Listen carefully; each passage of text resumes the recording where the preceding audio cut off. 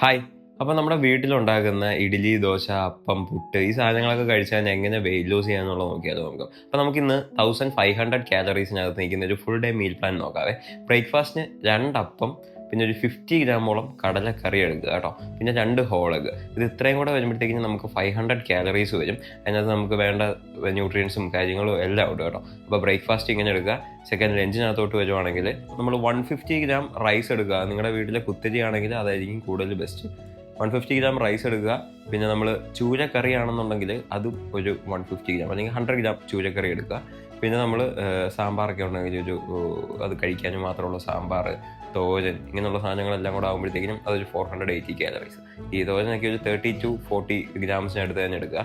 അപ്പോൾ എന്തായാലും ഒരു 500 കാലറീസിനകത്ത് ലഞ്ച് നിൽക്കും കേട്ടോ. മിഡ് സ്നാക്സിനകത്തോട്ട് വരുമ്പം നമുക്ക് ഒരു ചായ കുടിക്കാം, മധുരം യൂസ് ചെയ്യേണ്ട കേട്ടോ. പിന്നെ 25 ഗ്രാമോളം പീനട്ട്സ് യൂസ് ചെയ്യാം. അപ്പോൾ അത് രണ്ടും കൂടെ ആകുമ്പോഴത്തേക്കിനും ഏകദേശം 150 കാലറീസ് വരും. ഇനി നമുക്ക് ഡിന്നർ എന്താണെന്നുള്ളത് നോക്കാം. ഡിന്നർ 200 ഗ്രാം സ്വീറ്റ് പൊട്ടറ്റോ എടുക്കുക.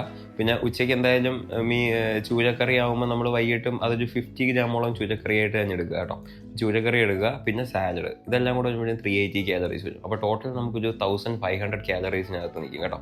അപ്പോൾ ഡയറ്റ് ഫ്രണ്ട്ലി വീഡിയോസ് ആയിട്ട് നമ്മുടെ അക്കൗണ്ട് ഫോളോ ചെയ്യാൻ മറക്കണ്ട. വെയിറ്റ് ലോസ് ചെയ്യാൻ നിൽക്കുന്ന നിങ്ങളുടെ ഫ്രണ്ട്സിന് എന്തായാലും ഇത് ഷെയർ ചെയ്ത് കൊടുക്കുക. അപ്പോൾ stay strong, stay healthy. Bye bye.